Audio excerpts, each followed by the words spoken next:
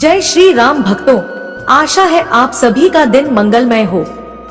आज हम आप सभी के लिए लेकर आए हैं पूर्णिमा व्रत कथा, व्रत करने के लाभ एवं संपूर्ण व्रत विधि। हर महीने की शुक्ल पक्ष की अंतिम तिथि को पूर्णिमा के रूप में मनाया जाता है। हमारे हिंदू पंचांग के अनुसार शुक्ल पक्ष की अंतिम 15वीं तिथि पूर्णिमा होती है। इस दिन आकाश में चंद्रमा पूर्ण रूप से दिखाई देता है। हिंदू धर्म के अनुसार पूर्णिमा तिथि को बहुत महत्वपूर्ण माना गया है। पूर्णिमा के दिन चंद्रमा पक्षबली होकर बहुत बलवान हो जाता है।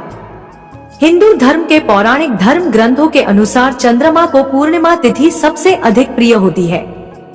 पूर्णिमा के दिन पूजा पाठ, दान और पवित्र नदी में स्नान करना बहुत ही शुभकारी माना जाता है।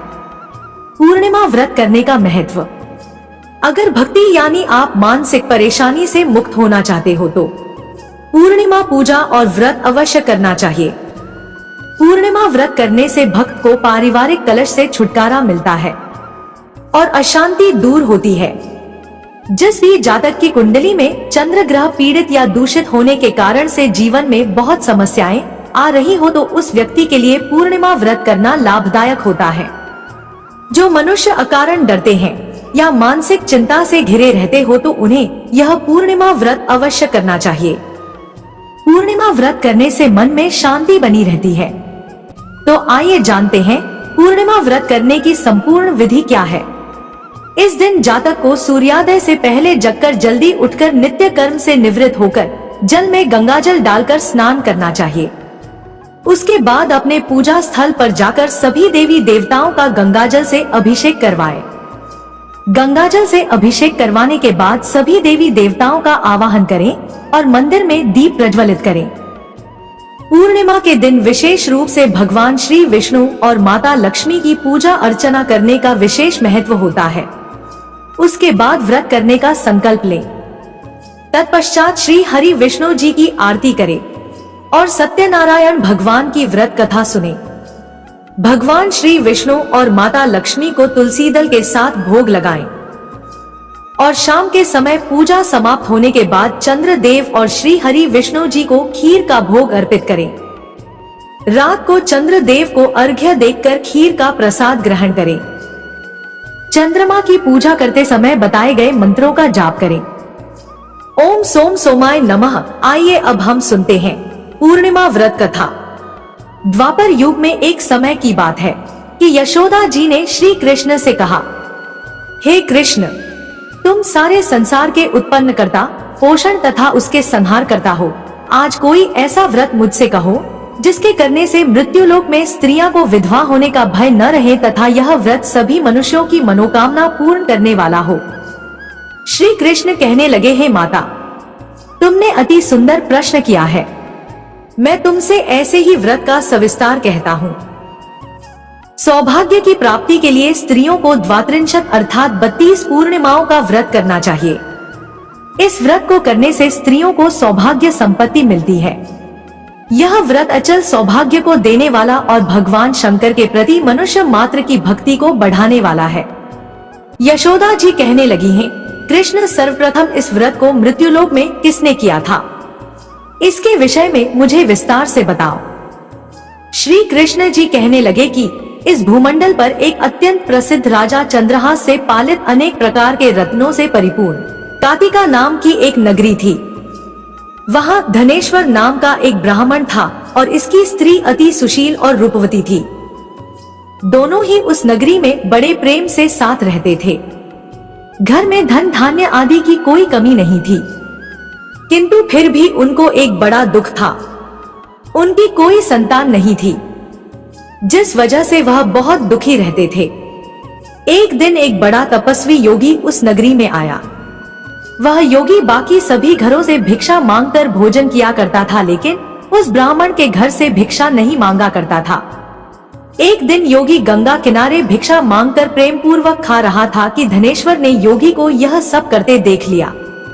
अपनी भिक्षा अनादर से दुखी होकर धनेश्वर योगी से बोले, हे महात्मा, आप और सभी घरों से भिक्षा लेते हैं, परंतु मेरे घर की भिक्षा कभी भी नहीं लेते, इसका कारण क्या है? योगी कहने लगे कि मेरा धर्म हमें इस बात की आज्ञा नहीं देता है क्योंकि अभी आप गृहस्थ जीवन में एक सुख से वंचित हैं। आपके घर संतान होने पर मैं आपके घर से भी भिक्षा स्वीकार कर लूंगा। उन्होंने कहा कि जिसे संतान नहीं है उसके घर से भिक्षा लेने से मेरे भी पतित हो जाने का भय है। धनेश्वर यह सब बात सुनकर बहुत दुखी हुआ और हाथ जोड़कर योगी के पैरों पर गिर पड़ा तथा दुखी मन से कहने लगा कि आप मुझे संतान प्राप्ति का कोई उपाय बताएं। आप सर्वज्ञ हैं, मुझ पर यह कृपा कीजिए। धन की मेरे घर में कोई कमी नहीं है, लेकिन मैं संतान न होने के कारण अत्यंत दुखी हूँ। आप मेरे इस दुख का हरण कीजिए। यह सुनकर योगी कहने लगे, तुम देवी चंडी की आराधना करो। घर पहुंचकर उन्होंने यह सारी बात अपनी पत्नी को बताई और खुद वन में चला गया। वन में पहुंचकर उसने देवी चंडी की आराधना की और उपवास किया। देवी ने 16वें दिन उसको सपने में दर्शन दिए और धनेश्वर को पुत्र होने का वरदान दिया। यह सुनकर धनेश्वर बहुत खुश हो गया। तभी देवी चंडी ने कहा, लेकिन उसकी आयु सिर्फ 16 वर्ष ही होगी। 16 वर्ष की आयु में ही उसकी मृत्यु हो जाएगी। अगर तुम दोनों स्त्री और पुरुष 32 पूर्णिमाओं का व्रत करोगे तो तुम्हारा पुत्र दीर्घायु हो जाएगा। जितनी तुम्हारा सामर्थ हो उतने आटे के दिए जलाकर शिवजी का पूजन करना, लेकिन पूर्णमासी 32 ही होनी चाहिए। सुबह होते ही तुम्हें इस स्थान के पास एक आम का पेड़ दिखाई देगा। उस पर चढ़कर एक फल तोड़कर अपने घर चले जाना और अपनी पत्नी को कहना कि सुबह स्नान करने के बाद वह स्वच्छ होकर शंकर जी का ध्यान करके उस फल को खा ले। तब शंकर भगवान की कृपा से उसको गर्भ हो जाएगा। जब ब्राह्मण सुबह उठा तो उसे उस स्थान पर आम का पेड़ दिखाई दिया। वह फल तोड़ने के लिए पेड़ पर चढ़ने लगा, लेकिन वह पेड़ पर चढ़ नहीं पा रहा था। यह देखकर उसे बड़ी चिंता हुई। उसने भगवान गणेश की उपासना की और कहा, हे विघ्नहर्ता, अपने भक्तों के विघ्नों का नाश करके उनके मंगल कार्य को करने वाले, दुष्ट का नाश करने वाले, रिद्धि सिद्धि देने वाले, आप मुझे इतना बल दे कि मैं अपनी मनोकामना पूरी कर सकूं। इसके बाद वह पेड़ से फल तोड़कर अपनी पत्नी के पास पहुंचा। उसकी पत्नी ने अपने पति के कहे अनुसार उस फल को खा लिया और वह गर्भवती हो गई। देवी की कृपा से उसे बहुत सुंदर पुत्र पैदा हुआ। उसका नाम उन्होंने देवीदास रखा। भगवान की कृपा से बालक बहुत ही सुंदर था, साथ ही सुशील और पढ़ाई लिखाई में भी बहुत ही निपुण था। देवी के कहे अनुसार उसकी माता ने 32 पूर्णमासी का व्रत रखा। जैसे ही उनके पुत्र का 16वां वर्ष लगा, दोनों पति पत्नी बहुत दुखी हुए, कहीं उनके पुत्र की मृत्यु न हो जाए। उन्होंने सोचा कि अगर उनके सामने यह सब हुआ तो वह कैसा देख पाएंगे। तभी उन्होंने देवीदास के मामा को बुलाया और 1 वर्ष के लिए देवीदास को काशी में पढ़ने के लिए भेज दिया और उसके मामा से कहा 1 वर्ष के बाद इसे वापस लेकर आ जाना। देवीदास अपने मामा के साथ एक घोड़े पर सवार होकर चल दिया। उसके मामा को भी यह बात पता नहीं था। दोनों पति पत्नी ने 32 पूर्णमासी का व्रत पूरा किया।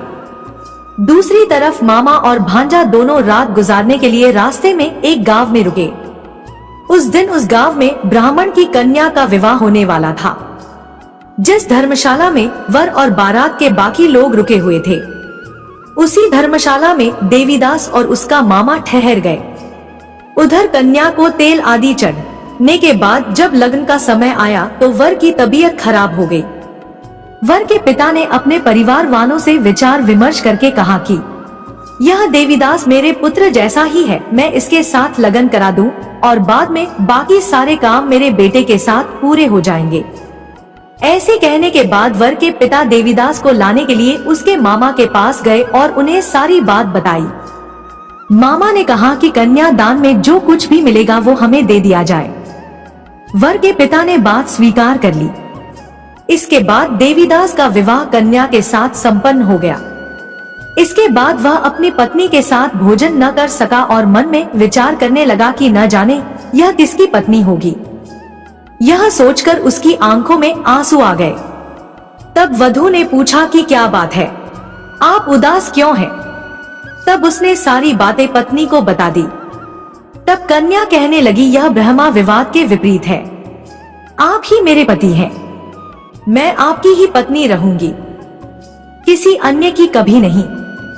तब देवीदास ने कहा, ऐसा मत करिए क्योंकि मेरी आयु बहुत कम है, मेरे बाद आपका क्या होगा। लेकिन उसकी पत्नी नहीं मानी और बोली, स्वामी आप भोजन कीजिए। दोनों रात में सोने के लिए चले गए। सुबह देवीदास ने पत्नी को 4 नगों से जड़ी एक अंगूठी दी और एक रुमाल दिया और बोला कि हे प्रिय, इसे लो और संकेत समझकर स्थिर चित हो जाओ। मेरे मरण और जीवन जानने के लिए एक पुष्प वाटिका बना लो, उसमें सुगंधी वाली एक नव मल्लिका लगा लो, उसको प्रतिदिन जल से सींचा करना और आनंद के साथ खेलो कूदो। और जिस दिन मेरा प्राणों का अंत होगा उस दिन यह फूल सूख जाएंगे। जब यह फिर से हरे हो जाएं, तो जान लेना मैं जीवित हूँ। यह समझाकर वह वहां से चला गया। इसके बाद जब वर और बाकी बाराती मंडप में आए तो कन्या ने उसे देखकर कहा कि ये मेरा पति नहीं है, मेरे पति वह है जिनके साथ रात में मेरा विवाह हुआ है, इसके साथ मेरा विवाह नहीं हुआ है। अगर यह वही है तो यह बताएं कि मैंने इस रात को क्या दिया था। साथ ही कन्या दान के समय जो आभूषण मिले उन्हें दिखाएं। कन्या की ये सारी बातें सुनकर वह कहने लगा कि मैं यह सब नहीं जानता। इसके बाद सारी बारात भी अपमानित होकर लौट गई। भगवान कृष्ण बोले, हे माता, इस प्रकार देवीदास काशी चला गया। कुछ समय जब बीत गया तो एक सर्प उसको डसने के लिए वहां आया, लेकिन वह उसको काट नहीं पाया क्योंकि उसकी माता ने पहले ही 32 पूर्णिमा के व्रत कर लिए थे। इसके बाद खुद काल वहां पहुंचा। भगवान की कृपा से तभी वहां माता पार्वती और भगवान गणेश आ गए। देवीदास को मूर्छित दशा में देखकर माता पार्वती ने भगवान शिव से प्रार्थना की कि महाराज, इस बालक की माता ने पहले ही 32 पूर्णिमा के व्रत कर लिए हैं, आप इसको प्राण दे। भगवान शिव ने माता पार्वती के कहने पर उसे प्राण दान दे दिया। उधर देवदास की पत्नी उसके काल की प्रतीक्षा कर रही थी। उसकी पत्नी ने जाकर देखा कि पुष्प और पत्र दोनों ही नहीं है, तो उसको बहुत आश्चर्य हुआ और जब उसने देखा कि पुष्प वाटिका फिर से हरी हो गई तो वह समझ गई कि उसका पति जिंदा हो गया है। इसके बाद वह बहुत ही प्रसन्न होकर अपने पिता से कहने लगी कि मेरे पति जीवित हैं, उनको ढूंढिए। जब 16वां वर्ष व्यतीत हो गया तो देवीदास भी अपने मामा के साथ काशी चल दिया। इधर उसकी पत्नी के परिवार वाले उन्हें ढूंढने के लिए जा ही रहे थे कि उन्होंने देखा देवीदास और उसका मामा उधर ही आ रहे हैं। उसको देखकर उनके ससुर बहुत प्रसन्न हुए और उसे अपने घर ले आए। वहां सारा नगर इकट्ठा हो गया और कन्या ने भी उसे पहचान लिया। देवीदास इसके बाद अपनी पत्नी और मामा को लेकर वहां से चल दिया। उसके ससुर ने भी उसे बहुत धन दहेज दिया। जब वह अपने घर की तरफ चल रहा था तो उसके माता पिता को लोगों ने खबर कर दी, तुम्हारा पुत्र देवीदास अपनी पत्नी और मामा के साथ आ रहा है। ऐसा समाचार सुनकर पहले तो उन्हें विश्वास नहीं हुआ, लेकिन जब देवीदास आया और उसने अपने माता पिता के पैर छुए तो देवीदास के माता पिता ने उसका माथा चूमा और दोनों को अपने सीने से लगा लिया। दोनों के आने की खुशी में धनेश्वर ने बहुत दान दक्षिणा ब्राह्मणों को दी। श्री कृष्ण जी कहने लगे कि इस तरह धनेश्वर को 32 पूर्णिमाओं के व्रत के प्रभाव से संतान प्राप्त हुई। जो स्त्रियां इस व्रत को करती हैं, वह जन्म जन्मांतरों तक वैधव्य का दुख नहीं भोगती हैं और सदैव सौभाग्यवती रहती हैं। यह मेरा वचन है। यह व्रत संतान देने वाला और सभी मनोकामनाओं को पूरा करने वाला है। प्रेम से बोलिए श्री हरि नारायण भगवान की जय हो, चंद्रदेव की जय हो, गणेश जी महाराज की जय हो। जय श्री राम भक्तों।